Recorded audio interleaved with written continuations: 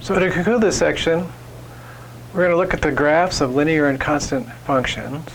Linear and constant functions. Of course, constant functions are linear, so there's a special kind of linear function. In order to handle that, we have to know what the graph of a function is. The graph of a function, I'm having trouble with my papers, maybe like that. Good enough. The graph of a function is a set of points x, y with y equals f of x. So if I want to graph f, and I know the formula for f, say the graph of f of x is ax plus b, that's the linear function. You just write down y equals ax plus b, and you go ahead and do the graphing like you ordinarily do. The graph of g of x equal b is the graph of y equals b, ordinary graph like you would ordinarily do it. And we know that that's a horizontal line, and that's a line. So the graph of f equals ax plus b will be some line.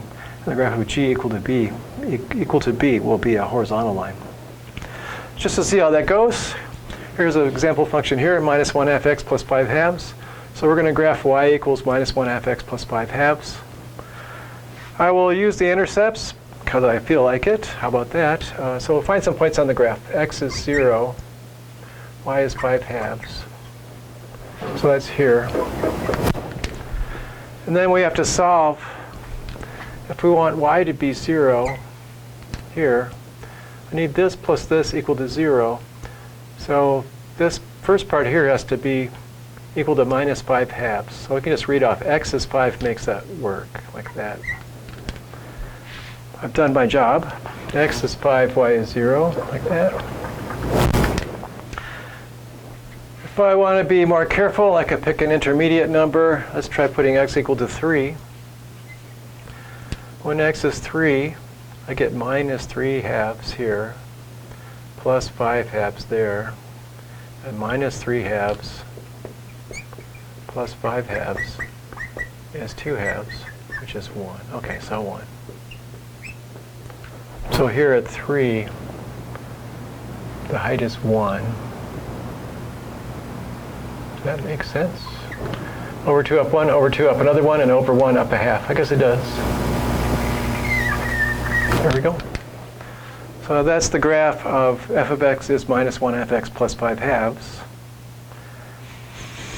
So we're just graphing lines again. We just start off with a slightly different expression at the beginning. And here we're going to graph f of x is minus 4, so we're going to graph y equals minus 4. And we know how that looks. The y values have to be minus 4, and x can be anything. So we'll go down here, see how far down that is. It's down here.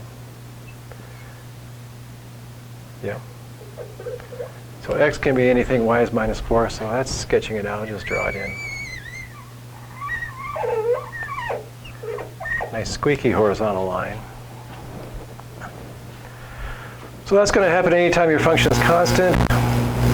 You're going to get just a horizontal line representing the function, slope 0, same value for every f.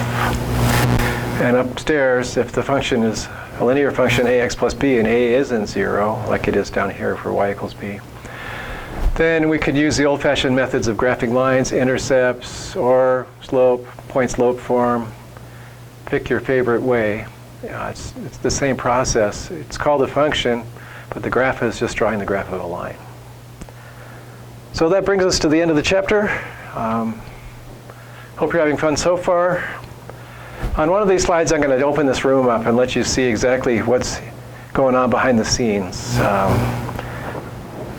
I'm basically in a closet in the dark, and I'm happy to be in that closet with you. We'll see you next time.